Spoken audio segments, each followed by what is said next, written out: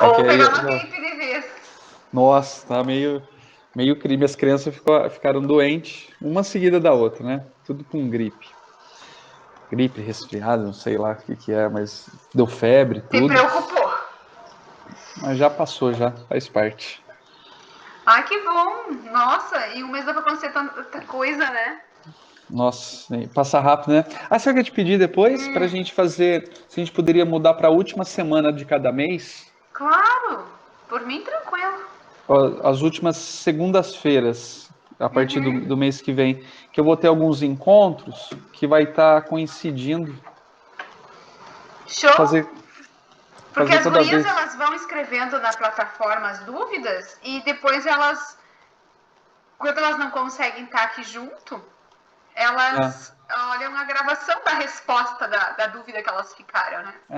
você está fazendo isso aí. Hoje vai vir alguém presencial? Ninguém avisou, mas elas receberam por e-mail. Tá. Eu sei que a Ciana e a Nath estão bem corridas, assim. Mas as outras, se elas puderem, elas vão, Tá. O, né? Vão tá, participando na plataforma. que legal. E tá conseguindo fazer a divulgação, Juliana? Como é que tá? Eu vi que você tinha bastante resposta lá do pessoal. Por isso que eu te sugeri a gente ir alinhando o máximo possível com os problemas que elas. Eu falo elas porque a maioria são elas, né? É, Elas estão trazendo, por exemplo, essa história de desfazer a sociedade, tem sido trazida assim como uma coisa, tô no limite. Eu achei que era só a parte técnica que eu ia ter que fazer, é, chegar ao cliente, eu atender e não. Daí tem que ficar exercitando habilidade. Elas diziam, eu não sei mais o que fazer, acho que eu vou ter que desfazer a sociedade, né? No sentido assim, problema, né? tá. Por não dar conta de uma habilidade de liderança mesmo, sabe? De organizar a organização, né? Colocar-se ali naquela organização e dizer, ó, eu estou afim de ser assim nessa relação, tu, o que a gente pode fazer pelos nossos clientes, né? Entendi. Tem aquilo que eu te falei, tem alguns aspectos que a gente vai ter que. A gente pode aprofundar, mas aí valeria a pena tratar num tema separado, uma maior profundidade. Mas aqui é o que eu falei para você, vai dar pra gente tocar de boa. Não tem Responder problema a não. dúvida delas porque eu vejo assim, ó, que elas estão muito preocupadas com coisas práticas, os conceitos, as coisas assim, elas adoram, mas elas gostam da teoria junto com a prática, sabe? Então por isso que Entendi. elas se sentem à vontade para ir trazendo os problemas, para ir É, dizendo, ai, eu não sei, sabe? Às vezes eu fico me perguntando, será que é essa perspectiva mesmo, assim, quando a gente olha a pessoa como um todo e escolhe essa vibe humanista, ela é trabalhosa, né, Ju? é. Elas dizem, é, Mas se passa pela complexidade de ser humano, né? isso, de ser Como- gente. e esse é o maior desafio. E em qualquer. Onde há contato, onde há relacionamento, esse é o maior desafio hoje dentro das organizações e principalmente para o líder.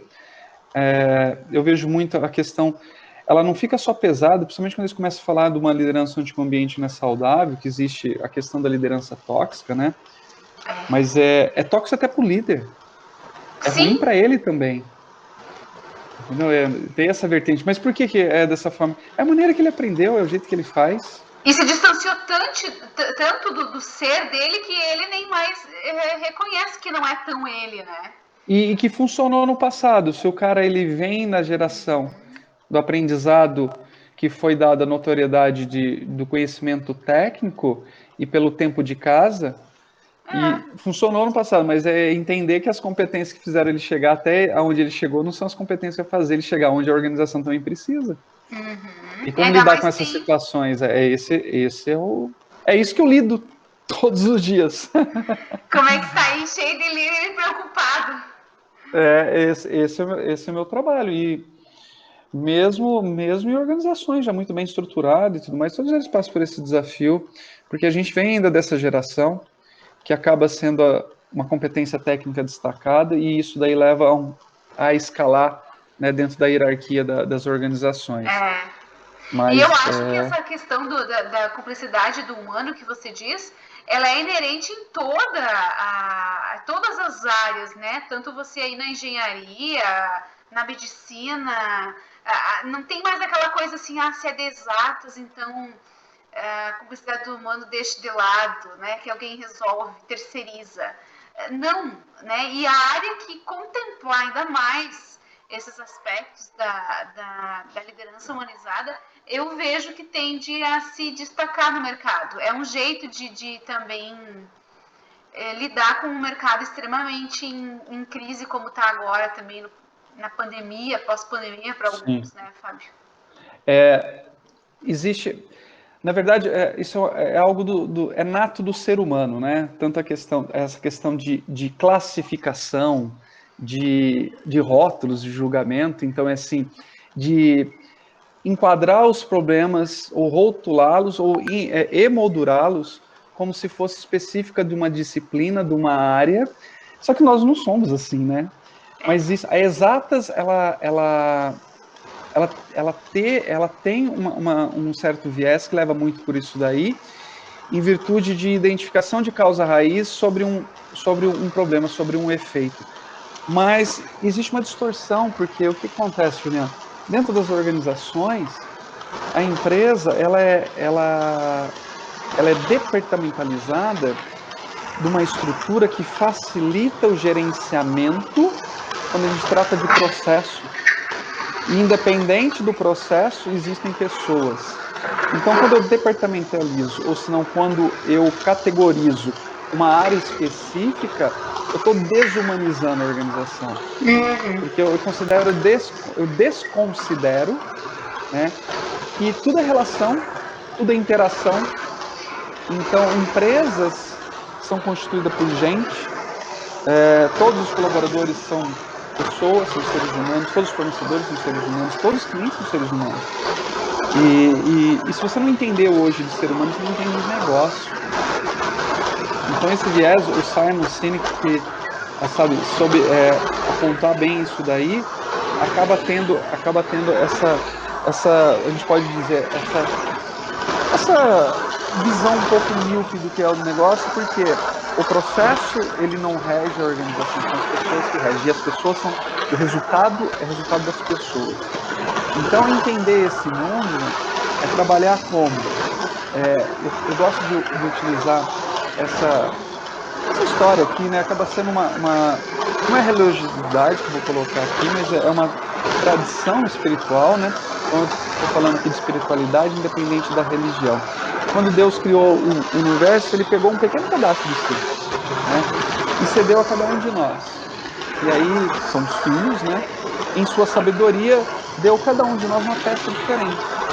E aí os tolos, eles pensaram o quê? Porque as outras pessoas são diferentes deles mesmos, significa que são defeituosos.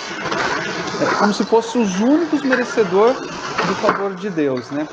No entanto, os sábios perceberam que cada um de nós tem apenas um pedaço desse grande quebra-cabeça, que a gente pode dizer assim, da vida, né? E que a única maneira de a gente estabelecer, né, a perfeição, entre aspas, a excelência, né, eu posso dizer aqui, está em todos contribuindo juntos. Então, até porque a excelência, ela nem vira assim uma meta nessa construção, né? Ela acaba acontecendo, né? É como se emergisse até, né? Exato. Então, o que se perde na contribuição única de qualquer pessoa que impede de alcançar essa excelência, a gente pode dizer, é que se torna cada um de nós, né, um pouco mais pobre. E aí, provavelmente, é assim, do dizer que até o Jesus Cristo diz para os discípulos, né, se você não é o único, você não é meu. Então, o que entra aí? É entender e respeitar a individualidade de cada um, tá? Isso é importante. E entender que essa individualidade faz parte do todo. Então, nós somos imperfeitos quando nós não estamos juntos, né?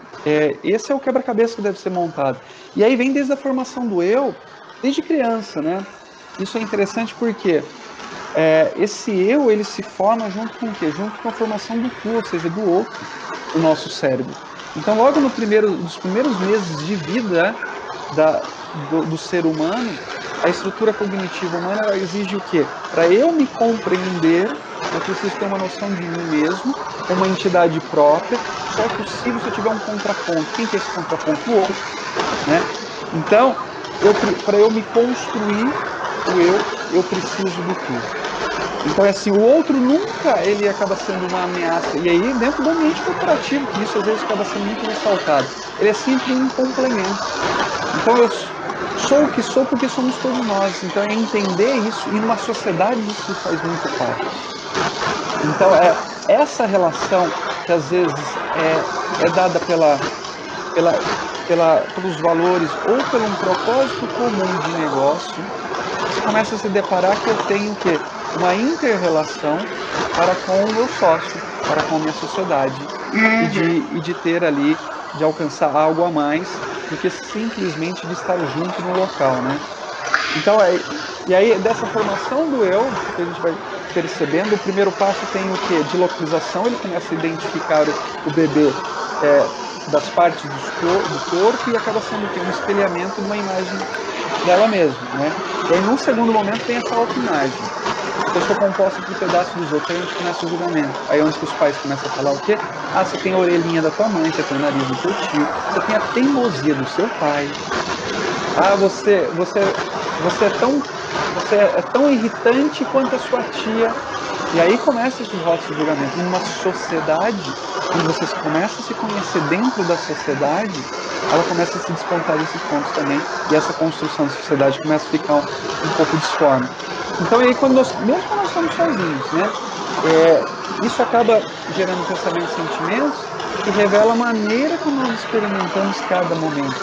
E vem pela emoção, ou seja, aí o sentimento que é a leitura dessa emoção, que são todas as expressões da nossa experiência com os outros. Você percebe que nunca é sozinho. Então, daquilo que o outro tem, faz parte de mim. Então, eu acabo me compondo dentro desse cenário. E dentro do mundo organizacional, a natureza do eu, ela se compôs no Ocidente, né, principalmente pelo quê? Pelo esse pensamento do René Descartes, que foi o pai da filosofia moderna, que ele fazia suposições do quê? Da cultura relacionada ao Ocidente, e ele julgava que o eu, que influencia hoje a gente pode dizer a liderança moderna, é uma concepção amplamente de uma entidade que é inerente e separada, independente dos outros. Então, o que se construiu no Ocidente? E aí se gerou competitividade em todas as áreas, em todos os lugares, em todos os aspectos, principalmente dentro das organizações e em sociedades também.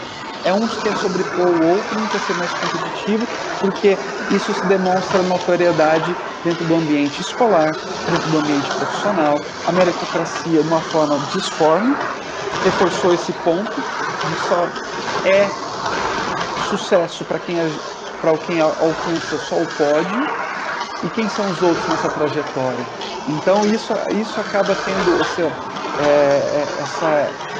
como a gente pode dizer, essa interpretação desse eu separado. E isso não acontece, porque essa formação com a natureza do eu, ela tem que ser expansiva e tem que ser identidade formada a partir dos outros. E isso tem que estar muito em voga hoje, tem que ser trabalhado muito em qualquer ambiente, dentro de uma sociedade, dentro de uma organização, entre líderes e liderados, entre pares, faz parte de ter esse aspecto muito bem relacionado e começar a desconstruir um pouco o que o Descartes colocava, né? Então as pessoas, elas são ao mesmo tempo independente e dependente, isso é trabalhado, então sozinhas e, o que é mais espetacular, fundamentalmente juntas, né? Então, ao mesmo tempo nós somos influenciados e os outros nos influenciam. Existe essa relação de troca, e aí a relação, quando ela é de ganha-ganha, deixa de ser uma equação de soma zero e passa a ser uma equação que se multiplica,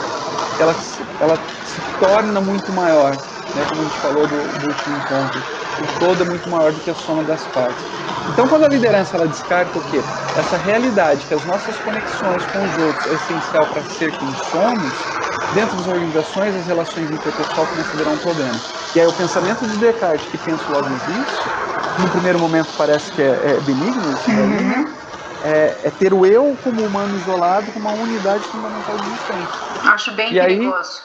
extremamente perigoso, porque você cria quem na liderança não se vai para o lado do bem, ou seja, que não se faz bem, e as pessoas não se sentem bem estar com o líder, começa a ir com muito, a gente pode dizer, poder, a gente começa a ter figuras que se destacam hoje, a gente sabe da socialização, que às vezes chega a exterminar até determinadas raças e começa a virar uma perseguição, porque se cria os adeptos, mas não tem um legado que é de benéfico, né? Não é de contribuição, porque eu estou sentado na minha figura e eu olho para o meu ego, único e exclusivamente. E aí, a Aquele partir estilo de chefe que ele põe a meta, né? Ele ele põe a estabelece, meta e deu. Tem que ser aquilo que tem que ser cumprido, não importa se aquilo faz sentido ou não para o funcionário. não há participação, É, e às vezes essa maneira de se fazer se torna bastante desgastante no dia a dia, porque na trajetória eu vou perdendo a minha essência dentro do ambiente de trabalho, me torno quem eu não sou, e isso se torna perigoso, porque quanto mais você se distancia da sua essência, você não sabe onde você vai chegar. verdade, verdade, Fábio. Me fez lembrar de um exemplo que eu te falei que um dos maiores problemas que o pessoal tem na área de ajuda, aqui, conversando com esse pessoal, eles me contam, é que, assim, me formei em psicologia, vou montar um consultório com os meus colegas, a gente se deu bem, a gente é amigo na faculdade, vou montar uma sociedade. Mas aí lá pelas tantas, aqui tem muito grupos assim de 4 ou 5, né? Vai ficar mais barato o consultório, a sala, os custos diminuem. Lá pelas tantas, um deles resolve fazer uma marca própria. Não, eu vou colocar o meu nome, Juliana Figueiredo. Deus diz, não, mas então eu também vou fazer a minha, né? Beatriz Naas. Não, mas eu também. Aí fica um Frankenstein. Não, porque não, eu quero ter a minha marca, não. Aí, não, mas pessoal, a gente não fez uma sociedade justamente porque a gente tinha objetivos em comuns. Ah, é verdade. Tá, então vamos fazer um Insta junto. Aí, lá pelas tantas, eu digo, mas o que aconteceu? Vocês fizeram um Insta juntos, então agora? Sim, mas aí a gente continua com o nosso individual, porque a gente tem medo, se der algum problema, a gente vai ter que desfazer a sociedade, não está se acertando. E a gente está experimentando. A gente experimenta ter a marca individual, né? O eu, né? Com o meu nome. E Exato. experimenta junto. Então, isso tudo por conta de não ter clareza, essa clareza até filosófica, Fábio, que tu trouxe, né? Se eu concordo, por exemplo, com a lógica de Descartes, né, é essa concepção de pessoa que eu tenho. Eu não vou me ver interconectado, então nem sociedade faz sentido. Não, a Não, pessoa nem precisaria perder tempo fazendo sociedade, né? exatamente, Que não é a porque concepção que ela tem. se perde daquilo que se tem quando se forma a sociedade, é de ser o todo maior do que a soma das partes. E aí, de pessoas especializadas que se juntam para ter uma maior abrangência, o que é de negócio e o que é o principal, de potencializar o negócio pelas essas especializações que tem. E assim, e aí cada um começa, às vezes, não se permitir que a gente caminhe juntos, né? Então, um vai impondo uma coisa, e aí entra o ego, se não for do meu jeito, não é de nenhum jeito, e sempre do jeito do outro também não aceito, então não se põe à mesa, e isso é dentro de uma liderança, é dessa forma. Então, Isso já é exercitar liderança, né? e E aí aí, onde é que vai o cliente impõe, nisso tudo, né, Fábio? O cliente fica em segundo, terceiro lugar, né? ele paga as contas. Afeta o negócio, a É, produtividade. ele, porque da maneira como nós somos tratados, ou nós nos tratamos como sociedade, como líder liderado, é a maneira que você vai tratar teu cliente. Por mais que não queira, não tem como um ambiente não saudável, um ambiente até tóxico, entre os sócios e entre os líderes e seus liderados, não transmitir isso daí para o cliente externo, né? Porque se a interação, a relação, ela não é sadia, de alguma outra forma vai transparecer quando você tem relacionamento, contato, quando você tem problema com o cliente, que deve ser resolvido, e aí vira não ocorre passagem de bastão, começa a acontecer o quê? vitimização ou achar o culpado. Não fui eu, foi você, Juliana, então resolva.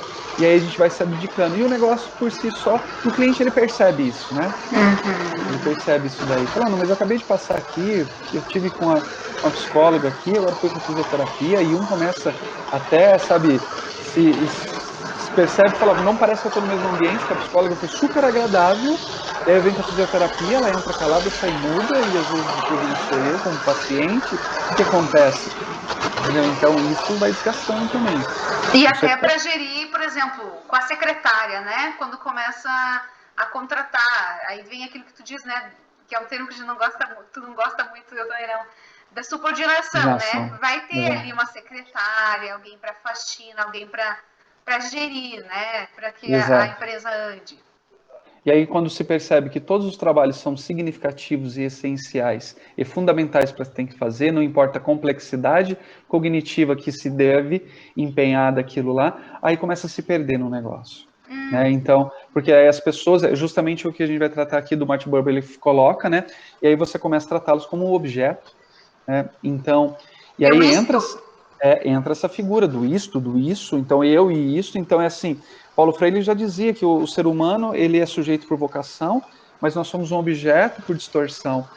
E aí o Buber trata muito bem isso daí, que ele dizia o seguinte, nós estamos sempre em relação, inevitavelmente e reciprocamente juntos, né? Então afetando e sendo afetados por outros. E aí o que acontece? Podemos estar conectados aos outros como pessoas ou como objetos, mas estamos sempre conectados. A separação é uma abstração. Então ele estudou a realidade da conexão humana. E ele dizia que junto é a nossa realidade. Então quando eu me distancio, ou quando eu me utilizo como recurso o outro, como líder liderado, ou como sociedade, entre pares, dentro da organização, dentro da sociedade, ou entre a sociedade, ou os sócios, e a secretária, ela é um meio, um recurso para se atingir algo. Então, essa relação, ela acaba sendo o quê? Desumanizada. Porque se eu não sou importante, eu não pertenço, e se eu não tenho o cuidado de tratar dentro da organização, entre a sociedade, então eu também vou tratar assim meus clientes. E aí o que acontece? Quem faz todos os agendamentos? É a secretária. Quem que faz todos os escalonamentos entre os profissionais, que faz os devolutivos, que faz o retorno, ou quando tem cancelamento, faz o reagenda os horários, é a secretária. E aí se percebe um caos, né? Porque não, se nem eles se entendem e eu sou deixado de escanteio aqui, vai por ordem de chegada, mesmo tendo horário marcado. E muitas vezes o cliente sente isso como não estão me valorizando. Por exemplo, um exemplo agora que me veio, né? Nem tinha programado contar. Mas a cliente era atendida por uma clínica multidisciplinar, então, e aí da área do envelhecimento, né? E aí ela passou por um episódio em que ela teve um aborto, né? Não programado, não estava. Então, ali tinha a gineco, tinha várias médicas envolvidas, vários técnicos, a secretária. E o que aconteceu é que uma dessas médicas, a principal da equipe, a líder, na verdade, acabou com o esposo mal por Covid, tendo que acompanhar, tendo que sair. E o que aconteceu? Essa cliente ficou perdida, né? Não reagendaram e ela já estava sofrendo por conta da perda do filho inesperadamente. Ela se sentiu em desespero, né? Em extremo desamparo pela equipe. Então, ou seja, a líder, ela também precisa estar num lugar assim de que essa relação eu-tu, ela é tão vantajosa a ponto de da sociedade poder andar mesmo que a líder não esteja ali presente. Perfeito. Porque aconteceu ali, né, uma inter-relação, como tu diz, né? Há uma interdependência a ponto de as pessoas, a secretária, a técnica não ser objeto e ser autônoma. Para lembrar, ó, tem a cliente tal, ó, ela tá mal, ela tá numa fase ruim e tal, né? Então... E muitas vezes vem da relação de comando e controle, que é quando se tem o outro como objeto e não como uma pessoa. E aí ela vai estar o quê? Ela vai estar na espera de algum comando. E quando não há o comando, ela simplesmente fica estagnada esperando. Né? E isso daí é o que você falou. demonstra o quê? Não demonstra, né? Nem respeito ao ser humano, né? Então, principalmente na área da saúde, né? Que o cuidado é o valor central. E aí, mas essa abstinência que eu posso dizer da relação de você sair, não olhar para si, mas sim entender o que os outros necessitam é fundamental. Então, Incrível. é de ter entre pares, entre sociedade, entre líder e liderados, é de ter justamente isso daí. Deixa eu entender que é esse o papel do líder integrador, quando ele tem na figura da pessoa, diferente do líder isolado, quando ele se tem na figura do objeto, né? Então, a gente percebe o que importa na relação. Pessoa entre pessoa, você é importante. E essa abordagem centrada, né, na pessoa que o Rogers coloca. Né? Então, E que vai ser no próximo módulo, né? Inclusive, ele tem um é, todo focado para tornar-se pessoa no sentido de foco exatamente. extremo. E de ter isso na essência, então, é o se importar, é o se cuidar. E aí, para ser líder e para ser par, para trabalhar em sociedade, você precisa servir. Essa é a base de qualquer liderança humanizada. E servir é estar à disposição do outro.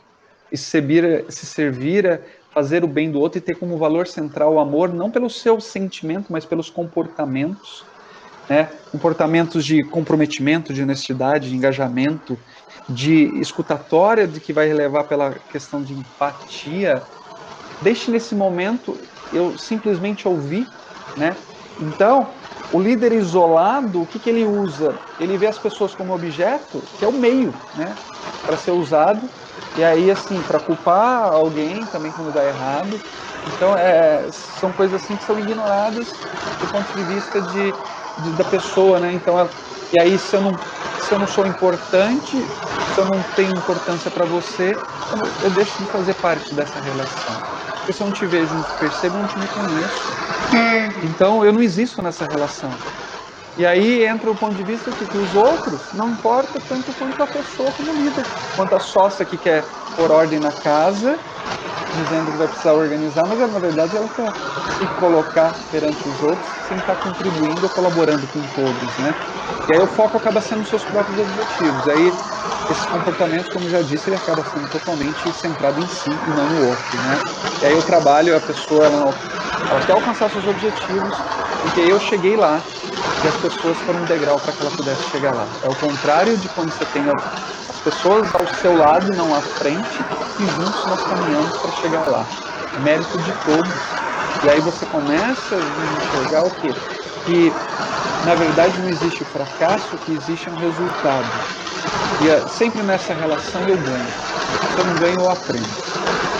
Então, isso é importante de entender que sempre estamos construindo uns aos outros, gerando resultados, mas influenciando a nós mesmos e aos outros, né?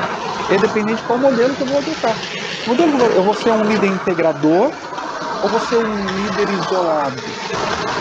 E aí vem aquela figura justamente do individualista, vem aquela figura de buscar culpado, ou seja, é importante, não é a causa, mas é quem causou, e aí começa essa vitimização, e tanto na sociedade como entre líder e liderado, dentro das organizações.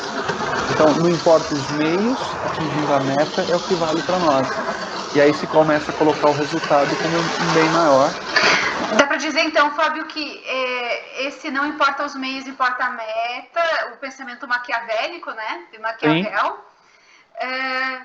ele é o oposto da liderança humanizada, né? completamente. Porque para uma liderança humanizada, um líder humanista, para ele, sim, o meio tem muita importância, inclusive é ali que está a diferença, né? Porque ali é que está centrado todos os valores dessa sociedade. O que foi que Exato. nos motivou a nos unirmos? Foi só uma sala para a gente não Exato. pagar? Mas eu sou psicóloga, você fono. O que a gente pensou em contribuir? Que valores tem ali, né? O que, e assim, diante dos obstáculos, das adversidades, das dificuldades, como reagimos isso daí? Cada um assume o seu daí? Não, é só o ambiente físico que a gente está dividindo, mas o cliente não vê assim. O cliente te vê como uma empresa. O cliente te vê como uno, indivisível. Não importa se é a Bia, se é a Juliana, se é o Paulo, se é o Fábio que vai estar atendendo. O que importa é que eu estou indo num ambiente que é ali que eu procurei para ter essa multidisciplinaridade de especialidades para que eu possa ter um atendimento no mínimo, podemos dizer, profissional, e se for humanizado, ele acaba se diferenciando dos outros. Por quê? Porque eu acabo vendo quais são suas reais necessidades, quais são seus desafios, seus objetivos, entre os pares e entre o meu cliente. E aí eu me coloco à disposição, mesmo que isso não venha trazer contribuição, entre aspas, para a nossa sociedade, né? Então, é de entender que essa posição, né, de ocupar o sujeito na experiência é o que faz dele, em todo momento que eu tiver o contato com alguém, tirar a melhor experiência possível dessa relação. E mesmo assim, não precisa você ter respostas para tudo, e depende muito do contexto que a gente vai estar inserido também no momento que a gente está vivendo. Então, o que acaba acontecendo, né?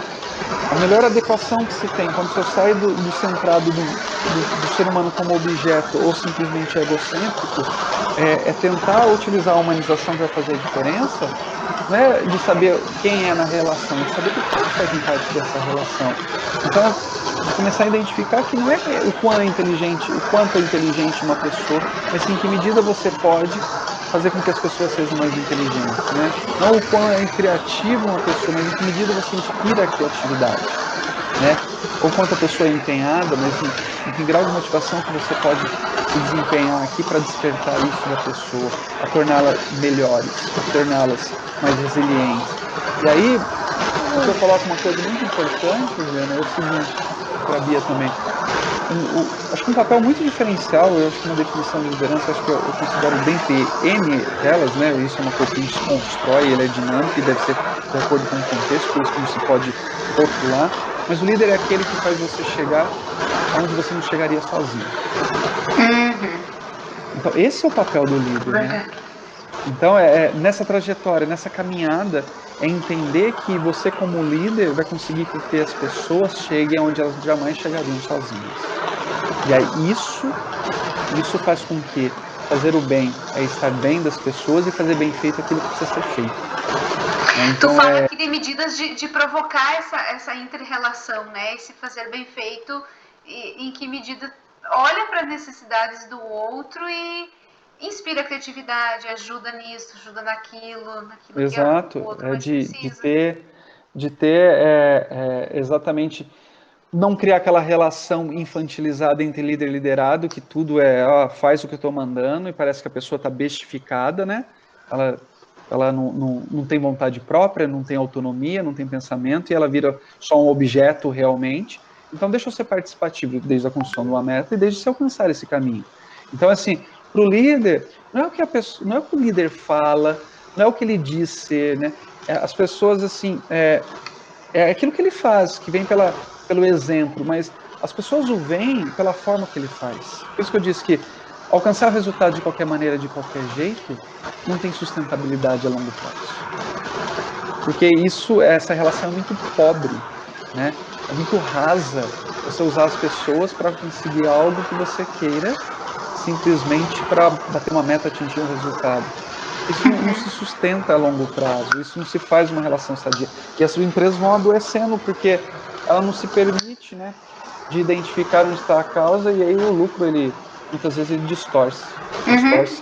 Em tese, se embasar no menos custo para dividir uma sala, pode ser tão desvantajoso a ponto de até outras possibilidades serem melhores. Por exemplo, um coworking, então, se o objetivo é ter menos custo, né? Porque em cima disso não vai se construir uma sociedade. Não vai, porque daí você então cria outro modelo de negócio, porque a hora que parte do que entendemos nessa relação, e pode ser dessa forma, se é mais de 1, 2, 3, 4, 5, quem vai ser o cabeça? Porque se for para dividir sempre para os 5, às vezes até para ter uma compra, tem que estar os 4 aqui, sabe que não vai funcionar assim. Entendeu? Então é de atribuir as responsabilidades, atribuir quais são as atividades, às vezes, do dia a dia, e compartilhar isso daí para que você possa tocar o negócio de uma forma melhor. E que a relação comece a ficar mais leve e entender que você constrói a base de todo o trabalho de equipe a partir da confiança. Então, o que se tem aí? Você está ajudando o quê? Contribuindo o quê? Porque um dos papéis assim, mais importantes, né, do líder, você cria um ambiente que seja favorável ao engajamento, é mais do que comprometer-se, né, para alcançar resultados também sustentáveis. Esse é um aspecto importante. Então tá, nessa parte, aquilo que me cabe, porque eu sou responsável, vamos dividir as tarefas? Mas assim, quando tem que tomar algumas decisões, você tem até que ponto eu posso comprar até R$500 aqui sem pedir aval para nenhum. Nós vamos tirar o dinheiro do caixa que vai ter um caixa comum. A partir desse valor, a gente coloca na mesa discutindo se isso é importante ou não. Então, isso é acordado, né? E a partir do momento que é aceito por todos, respeito. Entenda qual que é o seu papel nessa relação. Ah, não, mas eu não me permito a isso, então você não está preparada para liderar, ninguém para ser liderado, e muito menos para trabalhar com gente. Então, e aí, assim, acaba sendo contraditório ou antagônico para quando se trabalha na humanização dentro da área da saúde. Uhum. Uma das gurias, do pessoal da estética, tem procurado bastante aqui, com dúvidas, né? E pode ser que daqui uns dias tenha mais alguém aqui. Mas muitas delas me dizem: ai, Ju, lidar com gente é difícil, né? Eu não gosto de lidar com gente, vou ter que aprender. Não gosta? Tá na profissão certa? Daí eu quase que fiz o que o Roger chama de um reflexo simples, né? Pra ajudar para ela e a pensar, né? Então, compromete todo o cuidado, né? Compromete, não é Sim. só um creme no rosto, não é só um procedimento ali de extração de cravo no rosto do cliente, né? É gostar de gente. É ter toda Exato. essa Então, vibe, né? hoje a liderança humanizada ela é esse fator central, que eu coloco mais do que um fator do que o valor central, que é o amor, né?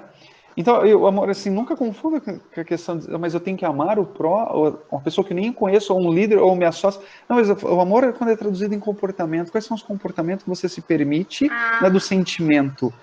Então, é o comportamento de amor para ser comprometido, ser engajado, de ser justa, de ser, aquilo que a gente vem falando, de ser empático com o outro. Então, e esse amor vem pelas escolhas também que nós fazemos, né? Então, é o papel esse é o momento de eu repensar ou esse é o momento de eu me... Deixa eu me reconfigurar, vamos dizer, deixa eu voltar, né, para a origem, por que eu escolhi essa profissão?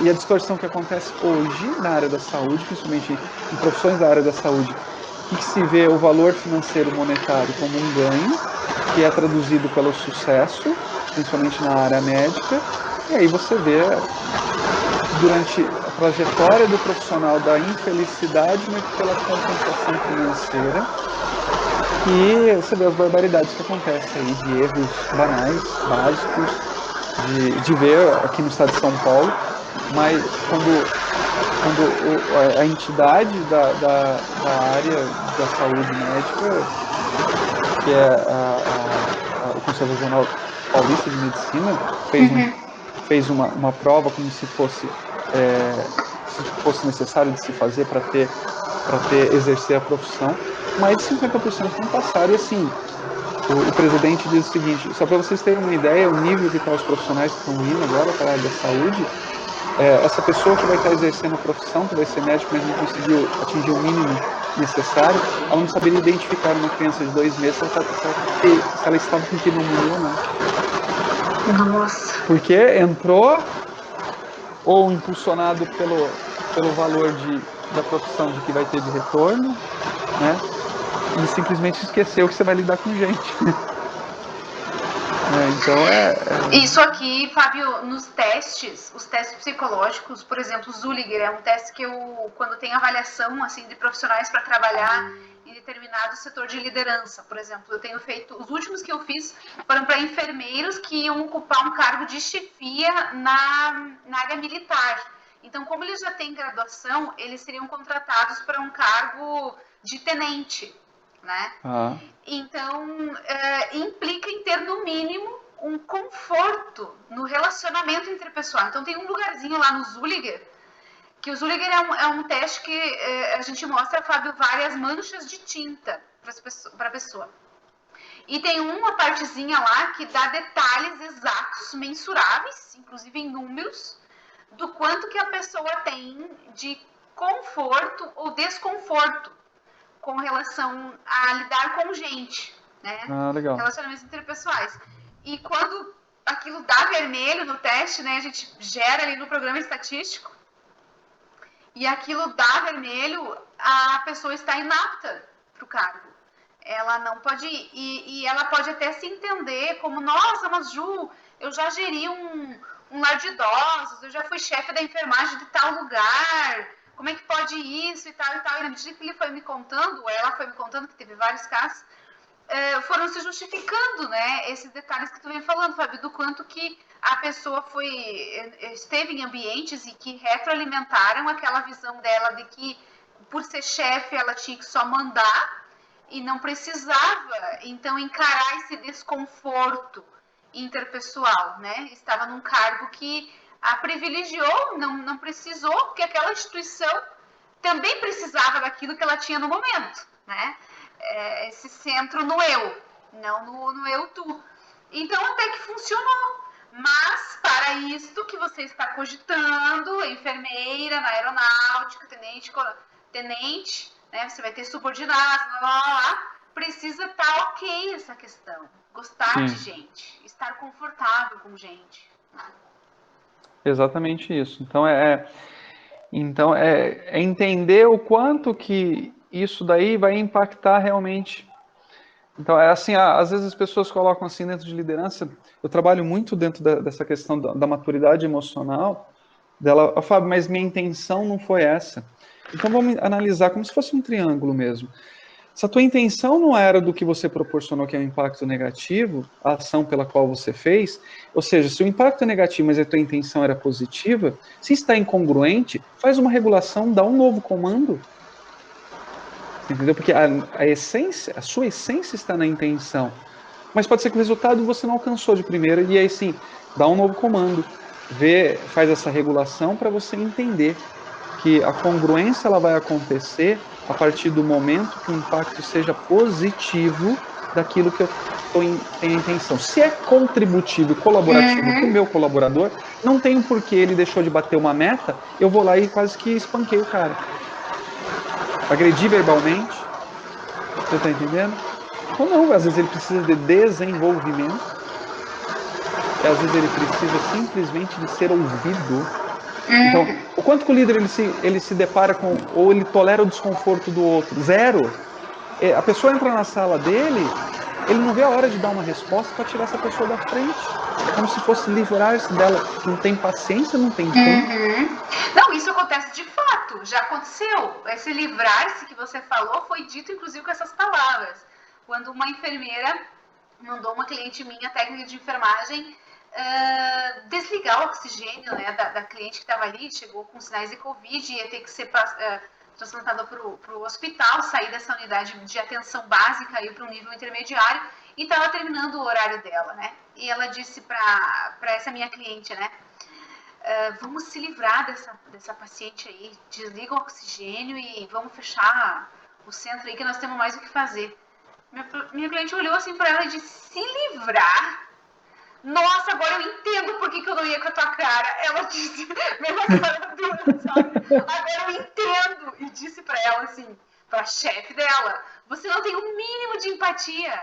Disse pra chefe dela, né? Eu tô muito decepcionada contigo. Porque isso é a prova de que você não tem empatia.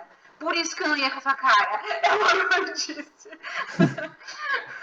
Mas é isso, né? Então, em um aspecto mais grave, ainda que está lidando com saúde, né?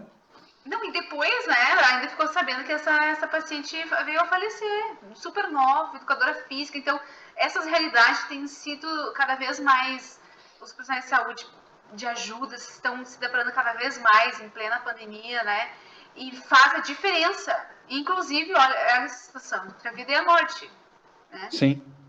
Deus me livre encontrar uma enfermeira assim. Exato. Então, Essas são relações destrutivas e não nutritivas, e cabe ao líder, entendeu? Então, quando a gente tem esse trabalho que a gente está falando de equipe, para que ele seja agregador, seja construtivo, seja colaborativo ou cooperativo, é uma definição aqui do Phil Jackson, que foi um dos maiores ganhadores, tanto como profissional como treinador, né, da NBA. Ele dizia o seguinte: trabalho em time é quando um contribui com a deficiência do outro. Então, assim, aquilo que eu falei, o quanto que eu tolero o desconforto em tempos de pandemia, quanto eu tolero o desconforto do meu liderado. Às vezes, as pessoas, elas têm aí o líder, né, ele acha que ele tem que estar sempre no comando e ter voz para tudo, e ter solução para tudo, resposta para tudo. Ou impulsionado agora para as redes sociais, que a gente vê todo momento de pessoas perfeitas, né, um mundo que não é real. Pro eu. E que você, frases rasas, motivacionais, sem fundamento, que você está lidando com pessoa, vai que você consegue, você é forte.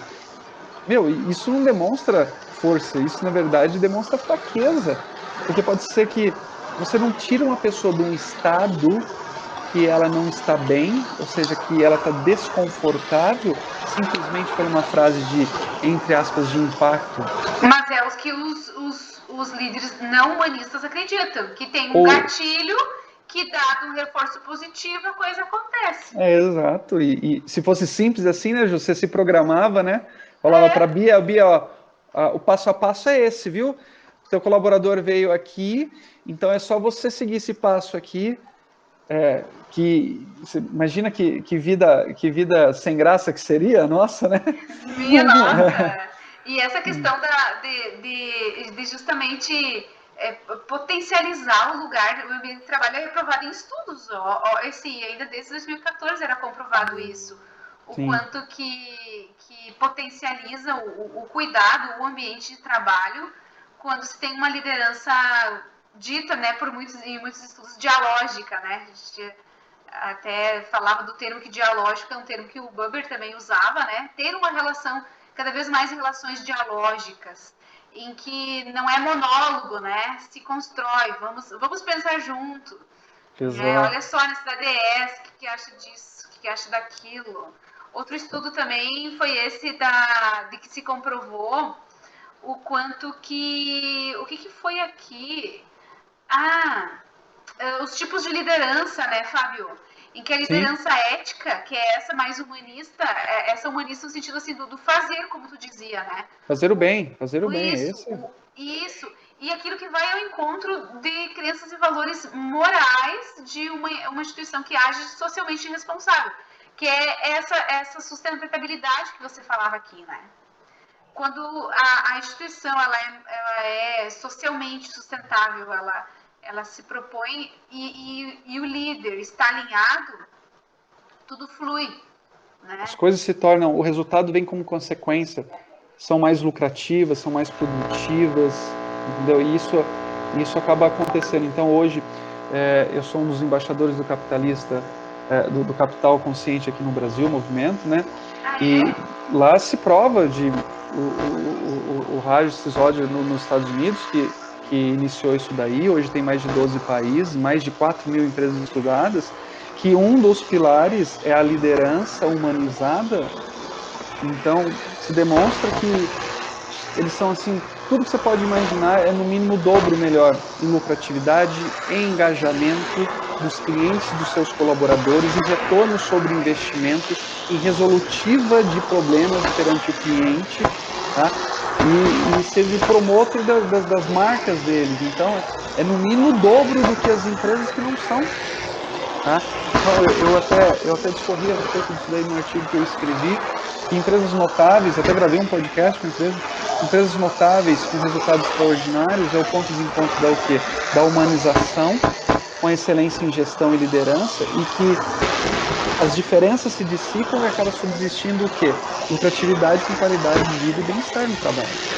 Então, assim, não há oposição, pelo contrário, você tem justamente integração, se coexiste no mesmo espaço.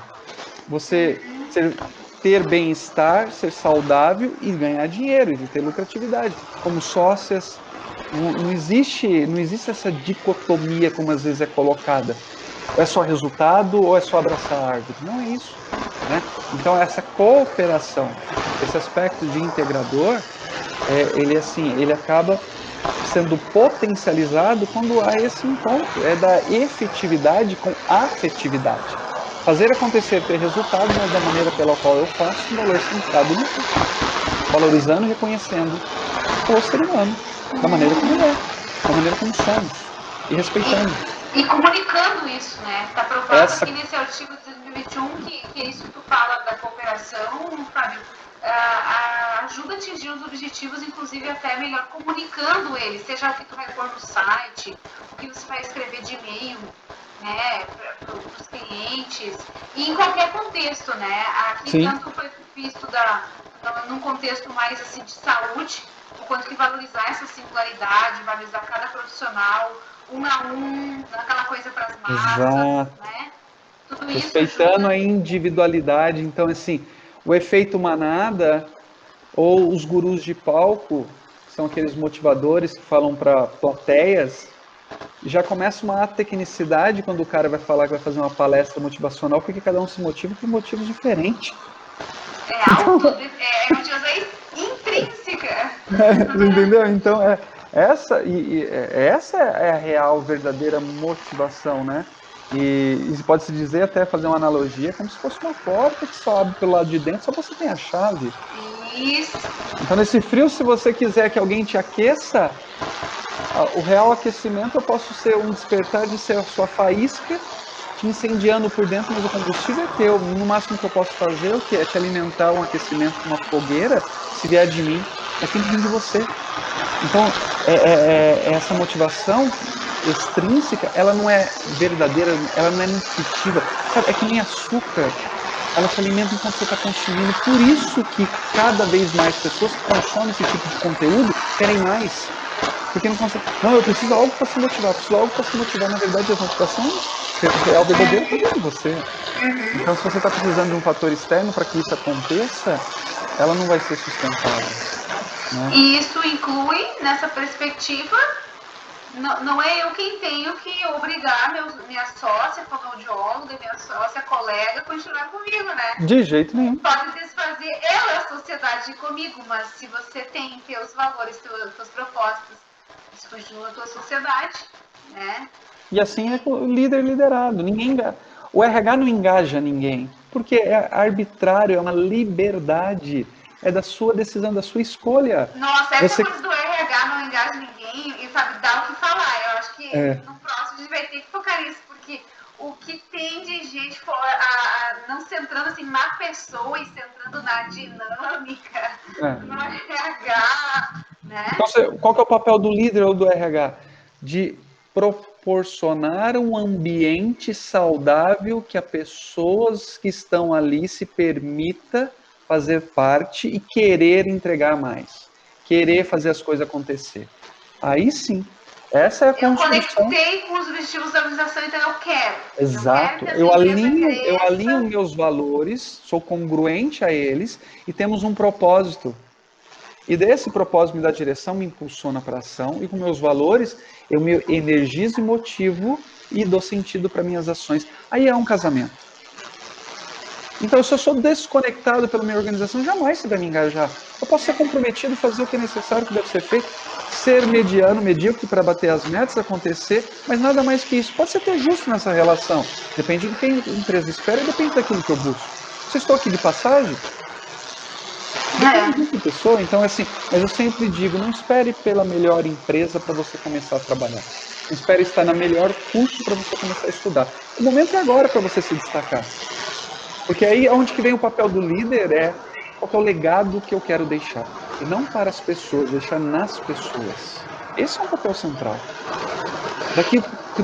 Quando eu saio daqui, o que eu deixo nas pessoas? Como eu vou ser lembrado? Qual é a minha reputação? Que marca que eu tenho quando eu vou para uma outra organização do que eu deixei aqui? Faça sentir saudade. E aí você tem que ser extraordinário, entregando mais, dando um passo além. Isso faz a diferença. E aí entra o papel do líder, fazer levar as pessoas para um lugar que a gente chegaria sozinho. Faz sentido para vocês?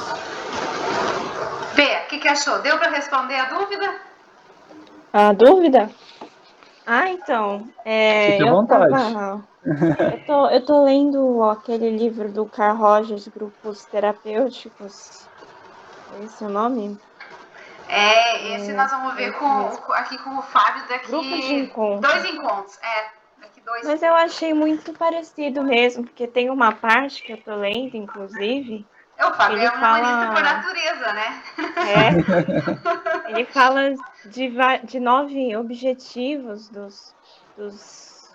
das autoridades de uma indústria, né? Eu estava lendo, inclusive, estava falando sobre a confiança, né? Criar confiança com os indivíduos e grupos em toda a organização, manter as responsabilidades de decisão, resolução de problemas, tão perto quanto possível das fontes de informação, criar um clima aberto, né, de resolução de problemas em toda a organização, isso no contexto da indústria, né? Mas aqui está falando assim, tornar a competição mais aplicável aos objetivos do trabalho e aumentar o esforço de colaboração, né? Então é nesse sentido de tornar um ambiente mais propício para colaborar, né? Não Exato. apenas, não apenas para competir, embora a colaboração também seja mais produtiva para a empresa. Mas, Aí acaba sendo mas aí eu entender o importante, seguinte, né?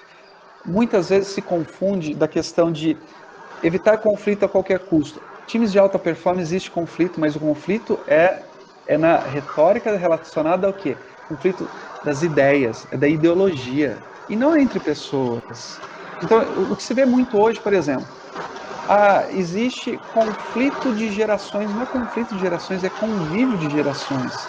Tem até um termo em inglês que é do age, né? Agelessness, né? É sem idade, não importa a idade. É você conviver no mesmo ambiente com as pessoas com diferentes idades, não tem essa questão de conflito. Isso daí sabe?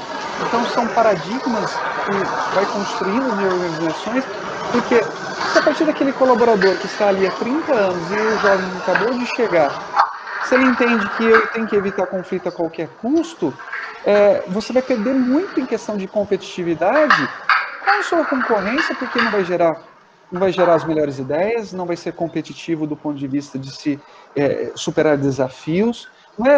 O ambiente harmônico não existe, não é questão de ausência de conflito. Pelo contrário, é nesses conflitos, é nesse diálogo, em equipe, seja com quantas pessoas for necessário, que se vai ter as melhores ideias ali. Tá Sim. entendendo? Então é diferente, Bia, de você ser provocada e entrar numa zona de desconforto que te paralisa, do que ser provocada e te despertar, que te impulsiona para você ser melhor. O quanto que a pessoa pode paralisar a partir do momento que não tem a liga, que é a confiança. É a liga de qualquer relacionamento. Eu não confio em você. Tudo bem, você está me ameaçando da maneira como você está se colocando. Eu vou reagir ou atacando, ou me defendendo, ou me paralisando. Em qualquer desses 3 aspectos, eu vou estar num estado, entre aspas, primitivo. A resposta vai ser primitiva. Eu não vou ter acesso ao arsenal de recursos daquilo que você tem do melhor, porque você vai estar se defendendo, ou atacando, ou se paralisando. Você não vai estar se permitindo racionalizar. Não está inteiro E, ali, né? exato, você não vai estar. Não é você na sua melhor performance, porque você não vai estar acessando os seus maiores recursos para resolver aquela situação. Então, Por assim, aí? envolve cobranças entre pares, isso é comprometimento de se ter, para que se tenha alta performance. Então, é de dizer o seguinte: tem-se a confiança, tem a questão de geração de conflitos, mas das ideias, não das pessoas, tem a relação de cobrança entre eles e o comprometimento de fazer o que precisa ser feito para ter os melhores resultados. Isso hoje, né, Juliana, é chamado da psicologia segurança psicológica. Tá? Então é saber que Isso. nessa jornada de aprendizado, o erro ele é inevitável, mas ele faz parte do progresso. Que é um dos grandes motivos quando se faz uma sociedade, né? Buscar também não só a segurança financeira, né? Por ter um CNPJ, mas também a psicológica, poder ter uma parceria ali em que realmente dá para cooperar, dá para contar e crescer juntas. Nossa, É sempre uma honra estar compartilhando isso. E nosso tempo já terminou, né, gente? Infelizmente, Sim. toca a mim encerrar. Ah, Mas a gente continua, então, no próximo.